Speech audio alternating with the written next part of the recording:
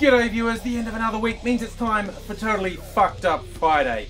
Almost wasn't going to do this tonight because I had a wisdom tooth out today. But you know, painkillers ahoy. I'm probably not gonna shout much because I'm worried my head will explode if I do. But there's some stuff to talk about. And as has been the case since the current federal government was elected, this week's Totally Fucked Up Friday could be subtitled, What Fucked Up Shit is the Government Doing This Week?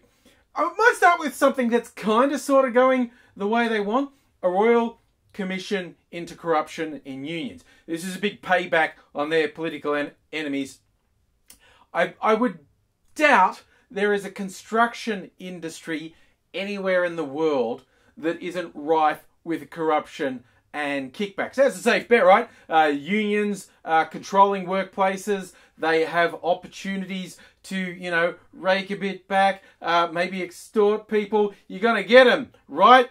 And it still amuses me that it seems to be not quite penetrating with a lot of the Liberals that the industry as a whole is corrupt. You may well say the unions are corrupt, but they can't take corruption payments unless someone gives them corruption payments. And this week, because the Royal Commission was basically finding so much evidence of corruption, and particularly a union called the CFMEU is being highlighted as a target for being so bad they're going to be deregistered, possibly. But they've got a task force with cops now, federal and state cops, 30-strong task force. They're going to investigate and look at prosecuting crimes, but they will look at the whole industry. And I think it's like, okay, unions, gotcha. Oh, by the way, that developer's also corrupt. That guy who's a major contributor to your political party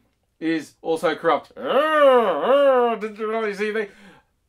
Oh, and the other bit of this that's not really going their way, they tried to attack former Prime Minister Julia Gillard because when she was a lawyer some 20, 30 years ago, she helped her boyfriend at the time set up what's been called a slush fund for his union, which he might have done sort of illegal things with the money, but they've tried to hold her responsible for this. They've been throwing this mud for a while and it hasn't managed to stick. And in fact, the Royal Commission has said, yeah, there shouldn't be any legal charges against her. This is not over yet.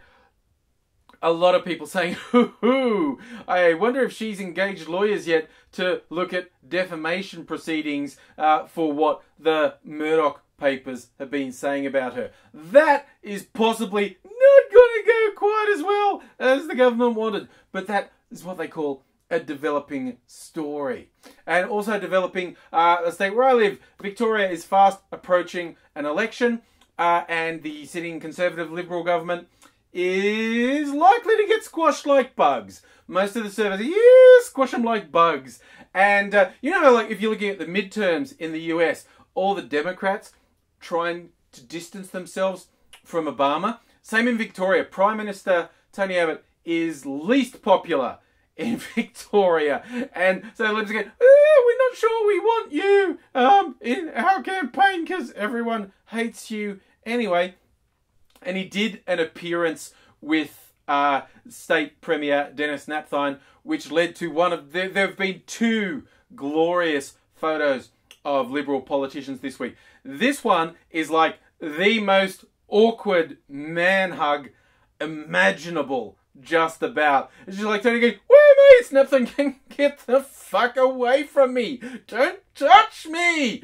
Yeah, that doesn't really look like it's going to be a match made in heaven, Tones and Victoria. But the other awesome photo this week was a press conference about the Party of Freedom's plan to surveil everyone in the country, be known as metadata retention, basically tracking everyone's phone and internet usage. And they go, oh no, it's not the content, it's the... They're fucking lying, okay? They can't even tell a straight story. It's been months since they first said they were doing this, and they still can't coherently tell you what it would mean.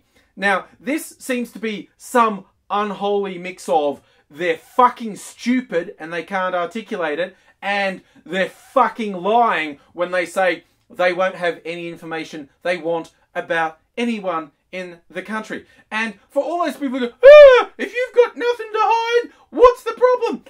It's the way things are supposed to work. If I haven't done anything wrong, I'm not supposed to be under fucking surveillance. The government's not meant to be able to pry into everything I'm doing because I'm not a fucking criminal. This is bullshit of, if you're not a criminal, why worry? Because these fuckers can twist things however they want. And they've been twisting and flipping and changing non-stop. At the press, they're going, oh, this will be great, you know, it could be all things cybercrime, cybersecurity, oh yeah, illegal downloading, and then they went, sure, no, everyone hates the idea of being Rupert Murdoch's bully boy. In Australia, the biggest commercial cable network is Foxtel's, owned by Rupert Murdoch, who owns the Liberal Party. And they're like, oh, no, we didn't mean that. I know we said just yesterday that, yeah, we'd track downloading, but no, honest, we're what? Oh, and even though we said that and then backtrack, the stuff we said that we're not doing with looking at all your browsing and stuff, that's honest, true, honest, even though we can't coherently say what it actually is. You should trust us. I mean, what could possibly go wrong? My favourite bit about this news is a discussion paper from the Liberal Party's sort of back room was leaked, and one of the key bits in it, because this is going to be fucking expensive and the telcos and the ISPs are going to have to shoulder at least some of the cost, and the government's going to pay the rest, which of course means the taxpayers are paying the rest, which is in effect being taxed to be surveilled. And they said that in their own paper. We're worried that this is going to be called an internet tax and will work against us. And also, but wrap your head around, it was leaked from within the party. So the Party of Freedom apparently still has some people who have that principle and have gone, fuck this shit, and they've actually leaked the papers saying, yeah, call it an internet tax. Go on, fucking torpedo this bullshit. We don't like it. And speaking of people who don't like it, the photo I was talking about, Communications Minister Malcolm Turnbull standing next to Attorney General George Brandis. Brandis, who is one of the most evil fucks in the country, clearly enjoys this mad power grab going on. Looks at this photo, Turnbull, not so much. Or as some people have reflected, maybe that look on his face came up the moment he said, wait, I've got a post on my blog written by me where I say data retention is bullshit and a bad thing and shouldn't happen. And here I am selling it. Shit, shit, shit. But he doesn't look happy. And the Attorney General does. And one thing a lot of people have highlighted, this whole raft of laws, anti-terrorism is like, we're going to surveil the internet. The spy agencies can declare anything secret. There's no oversight on them. They can't be prosecuted. And if you find out they're doing something fucked, and tell everyone, we'll put you in jail. People have gone, if a journalist reveals something they found in a story, they're doing their job. You can't fucking put them in jail. That's a police state. And British is going, oh, he thinks that would...